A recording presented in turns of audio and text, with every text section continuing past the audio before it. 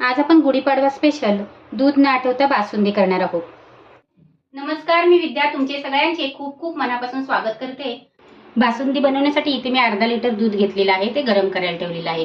दूध घेताना चांगलं घट्ट व्हायला दूध घ्यायचं। त्याच्यामध्ये मी एक 7 ते 8 केशरच्या काट्या घालत आहे। त्याच्यामध्ये 3 चमचे साखर तुमच्या आवडीप्रमाणे घालायची, कमी जास्त। 1 चमचाभर बदाम आणि पिस्त्याची पावडर, साखर घालून वेलची पावडर केलेली आहे म्हणून मी 1 चमचा घालते। तुमची फक्त वेलची पावडर असेल तर अर्धा चमचा घालायची। चांगलं गरम करून द्यायचं। तोपर्यंत याच्यामध्ये घालण्यासाठी आपण मिल्क पावडरचा खवा करणार आहोत। आपण मिल्क पावडरचा खवा करणार आहोत। त्याच्यासाठी इथे मी पॅन घेतलाय आणि पॅन मध्ये मी अर्धा कपापेक्षा थोडी कमी अशी मिल्क पावडर घातलेली आहे। म्हणजे 30 ग्रॅम मिल्क पावडर आहे। आपली छोटे छोटे मिल्क पावडरची पॉकेट येतात ना, ती मी इथे 2 वापरलेली आहेत। अर्धा कप कमी मी इथे दूध घेतलेलं आहे। जेवढी मिल्क पावडर घेतलेली आहे ना, तेवढंच मी दूध घेतलेलं आहे। पण आपल्याला थोडं थोडं करून याच्यामध्ये दूध घालायचं आहे आणि पावडर आहे ना ती दुधामध्ये मिक्स करून घ्यायची। आधी आपल्याला गॅसवर ठेवायची नाहीये। मी इथे घेतलेलं सर्व दूध घातलेलं आहे आणि चांगले एकजीव करून घ्यायचे। आताच गुठल्या मोडायच्या, नाही तर नंतर मग आपण गॅसवर ठेवलं ना की त्याच्या गुठल्या होत जातात, मग मोडल्या जात नाही। आपलं चांगलं मिक्स करून झालेलं आहे, एकजीव झालेलं आहे। असाच पॅन उचलायचा आणि गॅसवर ठेवायचा। गॅसवर ठेवल्याच्या नंतर याला आपल्याला सतत मिक्स करायचं आहे। गॅस आहे तो आपल्याला लो टू मीडियम करायचा आहे। आपलं मिश्रण घट्ट होत आलं ना की गॅस आहे तो आपल्याला बारीक करायचा आहे।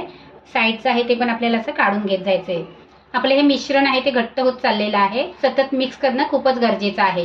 ते आपल्याला छोटा पाव चमचा असं तूप घालायचं आणि याला आपल्याला मिक्स करून घ्यायचं परत। एकदम घट्ट गोळा झाला पाहिजे। बघू शकता तुम्ही आपला इन्स्टंट मावा तयार झालेला आहे। गॅस आहे तो बंद करायचा।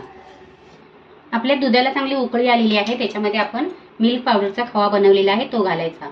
मी मिल्क पावडर 2 पॉकेटचाच तुम्हाला खवा बनवून दाखवलेला, पण माझ्याकडे 2 पॉकेटचा परत खवा शिल्लक होता म्हणून मी इथे पहिला तुम्हाला 2च पॉकेटचा करून दाखवलेला आहे। पण इथे 4 मिल्क पावडरची मी पॉकेट वापरलेली आहेत, छोटी छोटी।